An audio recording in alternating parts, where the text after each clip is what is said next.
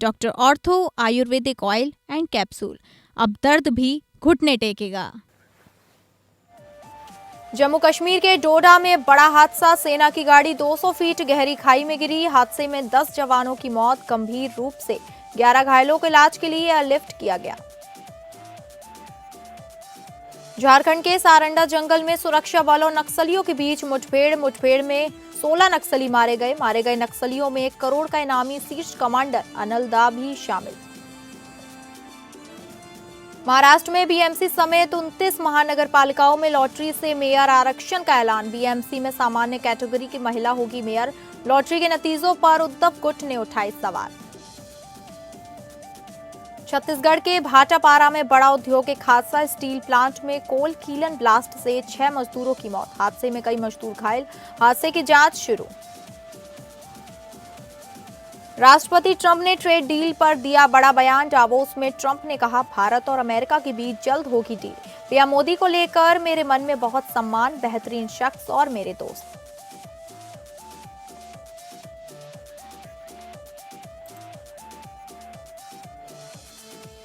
नमस्कार, आप सभी का स्वागत है और मैं हूं आपके साथ अंकिता सिंह। बुलेटिन की शुरुआत करेंगे जहां जम्मू कश्मीर के डोडा जिले में गुरुवार को एक सेना की गाड़ी 200 फीट गहरी खाई में गिर गई। हादसे में 10 जवानों की मौत हो गई।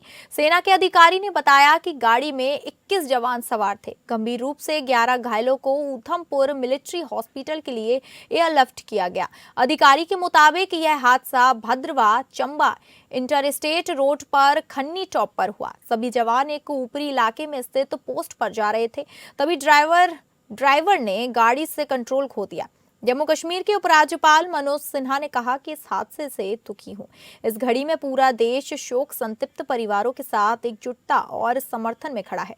अधिकारियों ने बताया कि सेना का बुलेट प्रूफ वाहन, जिसमें कुल 21 जवान सवार थे, एक ऊंची पोस्ट की ओर जा रहा था। तभी ड्राइवर ने कंट्रोल खो दिया और वाहन 200 फीट गहरी खाई में गिर गया।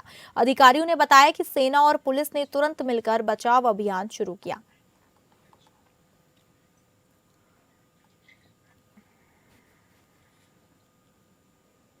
अगली खबर का रुख करेंगे जहां झारखंड के पश्चिमी सिंहभूम जिले के सारंडा जंगल में सुरक्षा बलों और नक्सलियों के बीच भीषण मुठभेड़ के बाद सुरक्षा बलों को बड़ी कामयाबी मिली है।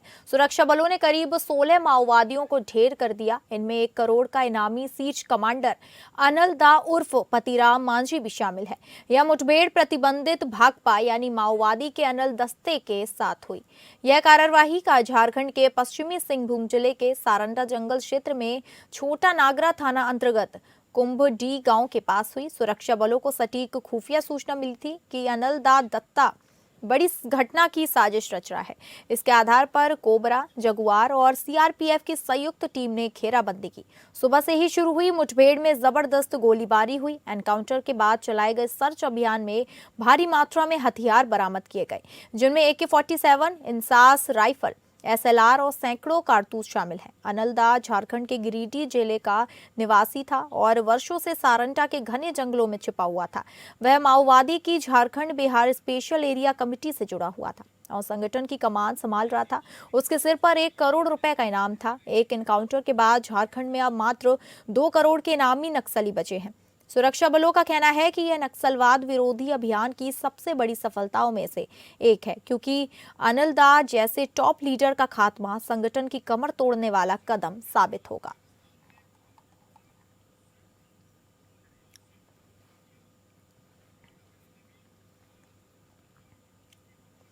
भाटापारा ग्रामीण थाना क्षेत्र अंतर्गत ग्राम बकुलाही स्थित रियल इस्पात स्टील प्लांट में गुरुवार सुबह एक बड़ा औद्योगिक हादसा हो गया। सुबह करीब 9:30 से 9:40 बजे के बीच डीएससी कॉल कीलन में अचानक हुए ब्लास्ट से प्लेटफॉर्म पर सफाई कार्य कर रहे 6 श्रमिकों की मौके पर ही मौत हो गई। बताया जा रहा है कि ब्लास्ट के दौरान कीलन के आसपास मौजूद श्रमिक गर्म कोयले की चपेट में आ गए, जिससे उन्हें गंभीर चोटें आई और घटनास्थल पर ही उनकी मृत्यु हो गई। हादसे में कुछ अन्य लोग भी झुलस गए, जिन्हें सामान्य चोटें आई हैं। घायलों को तत्काल उपचार के लिए स्थानीय अस्पताल एवं भाटापारा सामुदायिक स्वास्थ्य केंद्र में भर्ती कराया गया। घटना की सूचना मिलते ही पुलिस बल, एम्बुलेंस और फायर ब्रिगेड की टीम मौके पर पहुंची। मृतकों के शवों को पोस्टमार्टम के लिए मर्चुरी पाटाभारा शिफ्ट किया गया। पुलिस ने मार्ग कायम कर घटना की जांच शुरू कर दी और ब्लास्ट के कारणों का पता लगाया जा रहा है। हादसे के बाद प्लांट परिसर में अफरा तफरी का माहौल बना हुआ है।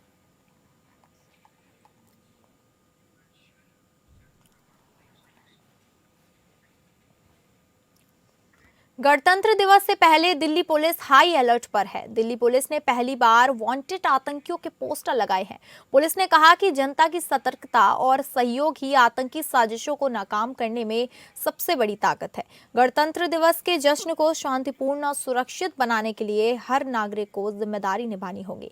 इस बार दिल्ली पुलिस के अलर्ट पोस्टरों में पहली बार दिल्ली के एक आतंकी की तस्वीर शामिल की गई है। यह आतंकी मोहम्मद रेहान है, जो अल कायदा इन इंडियन सब कॉन्टिनेंट से जुड़ा बताया जा रहा है और दिल्ली पुलिस व खुफिया एजेंसियों को वंचित है। खुफिया इनपुट्स के आधार पर हाई अलर्ट जारी करते हुए पुलिस ने शहर के प्रमुख रेलवे स्टेशनों, बस स्टैंडों, मेट्रो स्टेशनों और भीड़भाड़ वाले बाजारों में कुख्यात वांटेड आतंकियों के पोस्टर चस्पा किए हैं।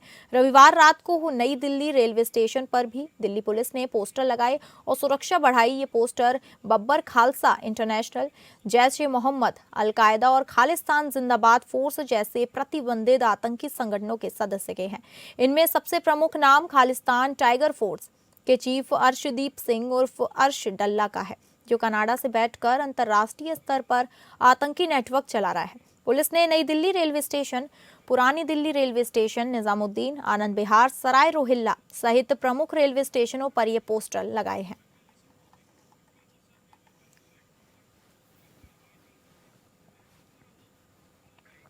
नितिन नवीन ने बीजेपी अध्यक्ष बनते ही 5 राज्यों के विधानसभा चुनाव के लिए रणनीति बनाई। दिल्ली मुख्यालय में 8 घंटे की बैठक में पश्चिम बंगाल, असम, तमिलनाडु, केरल और पुडुचेरी पर फोकस रहा। उन्होंने बूथ स्तर पर संगठन मजबूत करने और विकसित भारत जैसे अभियानों को तेज करने पर जोर दिया। पार्टी ने बंगाल को निर्णायक मोर्चा मानते हुए स्वास्थ्य और शिक्षा को मुद्दा बनाने का फैसला किया। बैठक का सबसे बड़ा फोकस पश्चिम बंगाल रहा। नितिन नवीन ने संकेत दिए कि पार्टी ने बंगाल को सबसे कठिन लेकिन निर्णायक मोर्चा माना है। नितिन नवीन ने कहा कि पश्चिम बंगाल में हो रहे जनसंख्याकी बदलाव बीजेपी के लिए चुनौती जरूर है। बीजेपी अध्यक्ष बनने के बाद नितिन नवीन का पहला बड़ा दौरा पश्चिम बंगाल का होगा। 27 और 28 जनवरी को वे कार्यकर्ताओं और वरिष्ठ नेताओं के साथ बैठक करेंगे। इस दौरान पिछली जीती गई सीटों को दोहराने और नई सीटों पर जीत की रणनीति तैयार की जाएगी। बीजेपी के 12वें राष्ट्रीय अध्यक्ष नितिन नवीन ने पदभार संभालते हुए आगामी विधानसभा चुनाव को तैयारियों में कमर कस ली है।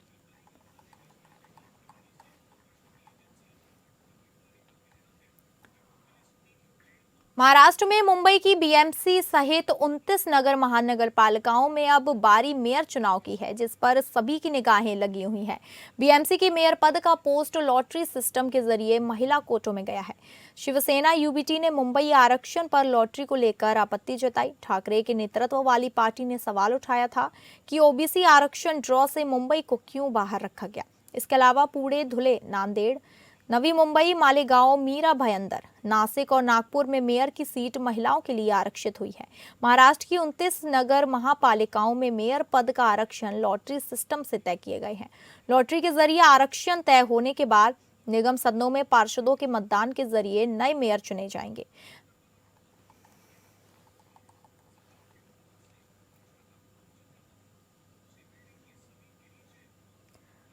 मुख्यमंत्री विष्णुदेव साय, राज्यपाल रमन टेका और उच्च शिक्षा मंत्री टंकराम वर्मा आज रायपुर में आयोजित श्रीमंत शंकरदेव शोधपीठ लोकार्पण समारोह में शामिल हुए। कार्यक्रम में राष्ट्रीय स्वयंसेवक संघ के प्रचारक गोपाल कृष्ण भी उपस्थित रहे। इस अवसर पर मुख्यमंत्री विष्णुदेव साय ने कहा कि श्रीमंत शंकरदेव शोधपीठ की स्थापना का उद्देश्य असम की समृद्ध सांस्कृतिक विरासत और वहां रहने वाली विभिन्न जनजातियों को समझना और उनके विचारों का अध्ययन करना होगा। उन्होंने बताया कि श्रीमंत शंकरदेव का जन्म करीब 500 साल पहले असम में हुआ था। असम को मिनी भारत कहा जाता है क्योंकि वहां अनेक जाति, जनजातियां और संस्कृतियां एक साथ निवास करती हैं।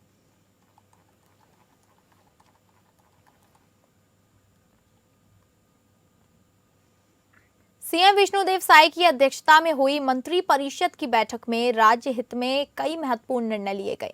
बैठक में 2026 और 2027 की आबकारी नीति को मंजूरी दी गई। फैसले में नवा रायपुर में एसवीकेएम द्वारा नारसी मोंची संस्थान की स्थापना, 40 एकड़ भूमि 90 वर्षों की लीज पर नवा रायपुर में 4 नए स्टार्टअप उद्यमिता केंद्र खुलेंगे और एसटीपीआई से एमओयू शामिल है। वहीं सभी शासकीय अस्पतालों में जांच और लैब सुविधाओं को मजबूत करने का निर्णय लिया गया।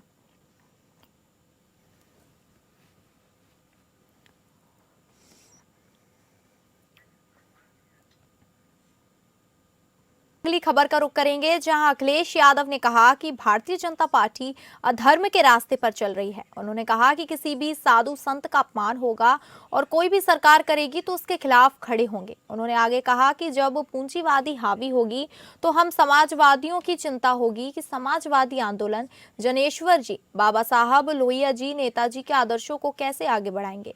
समाजवादी आंदोलन को आगे बढ़ाने का आज हम लोग संकल्प लेते हैं। उन्होंने डिप्टी सीएम पर करारा प्रहार करते हुए कहा कि उन्हें कई बार डपट पड़ जाती है।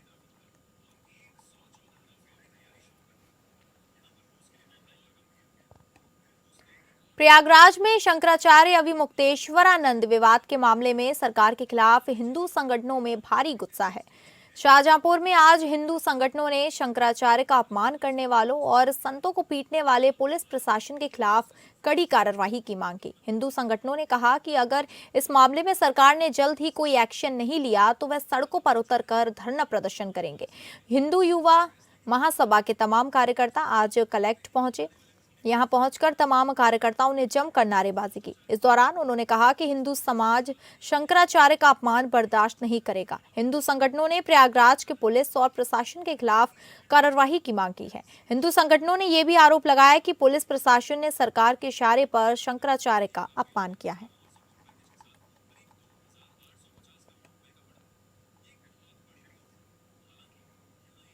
यूपी के मिर्जापुर से चौंकाने वाली घटना सामने आई है। शहर के नामी जिमों में वर्कआउट करने वाली लड़कियों को प्रेम जाल में फंसाकर ब्लैकमेल करने और धर्म परिवर्तन कराने का आरोप लगा है। पुलिस ने इस मामले में 4 आरोपियों को गिरफ्तार कर उनके 4 जिमों को सील कर दिया है। इनमें 3 सगे भाई और जबकि चौथा उनका बहनोई है। मिर्जापुर थाना शहर कोतवाली क्षेत्र के महुवरिया व थाना कटरा कोतवाली क्षेत्र नारघाट बेलतर स्थित केजीएन जिम में आने वाली लड़कियों से जिम ट्रेनर और उसके साथियों पर 2 अलग अलग युवतियों ने पुलिस को प्रार्थना पत्र देकर बताया कि इन लोगों द्वारा दोस्ती कर धर्म परिवर्तन कराने का दबाव बनाया जा रहा था। शहर के केजीएन जिम में युवतियां एक्सरसाइज करने चाहती थी। उनका आरोप है कि जिम संचालक और उसके ट्रेनर उनके पहले दोस्ती करते, उसके बाद बगल लाकर धर्म परिवर्तन करा देते। आरोप है कि युवतियों का वीडियो बनाकर उनसे वसूली और यौन शोषण भी करते थे। पुलिस ने मामले की जांच कर गंभीर धाराओं में मुकदमा दर्ज करते हुए धर्म परिवर्तन के आरोप में 4 लोगों को गिरफ्तार कर लिया है।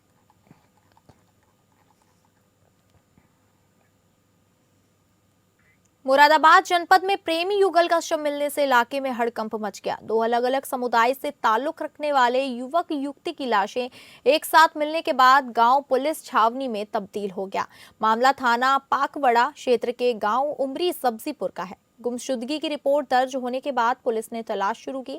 इसी बीच गांव से थोड़ी दूरी पर स्थित नीम करोली मंदिर के पीछे जंगल में दोनों के शव बरामद हुए। प्रेमी युगल के शव एक साथ मिलने की सूचना फैलते ही आसपास के गांव से बड़ी संख्या में लोग मौके पर जमा हो गए, जिससे तनाव की स्थिति उत्पन्न हो गई। सूचना मिलते ही पुलिस के वरिष्ठ अधिकारी मौके पर पहुंचे।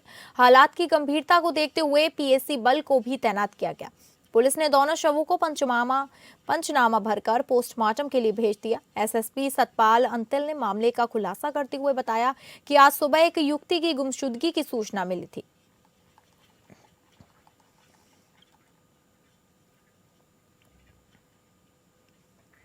अमेरिका के साथ डील को लेकर चल रही अटकलों के बीच एक बड़ा अपडेट सामने आया है। यह अपडेट एक बार फिर खुद राष्ट्रपति ट्रंप ने दिया।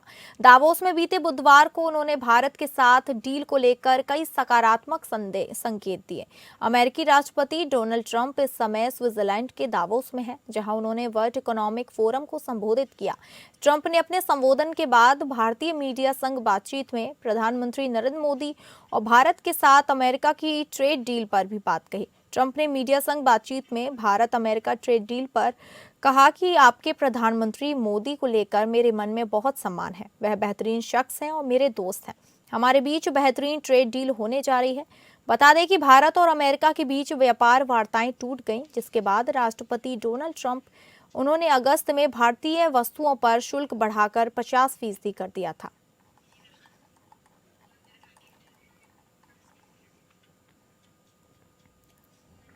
वसंत पंचमी के दिन हर साल की तरह इस बार भी झारखंड समेत देश के कई राज्यों में ज्ञान और कला की देवी मां सरस्वती की पूजा अर्चना को लेकर खासा उत्साह देखने को मिल रहा है। लेकिन बार राजधानी रांची में इस अवसर पर काफी विशेष तैयारी की गई। दरअसल इस बार वहां मूर्तिकारों द्वारा एआई यानी आर्टिफिशियल इंटेलिजेंस पर आधारित मां सरस्वती की मूर्ति तैयारी की जा रही है, जिस देखने के लिए एपीएन टीम भी लालपुर स्थित शिल्यापन पहुंची, जहां विभिन्न तरीके से मां सरस्वती की मूर्तियां तैयार नजर आईं।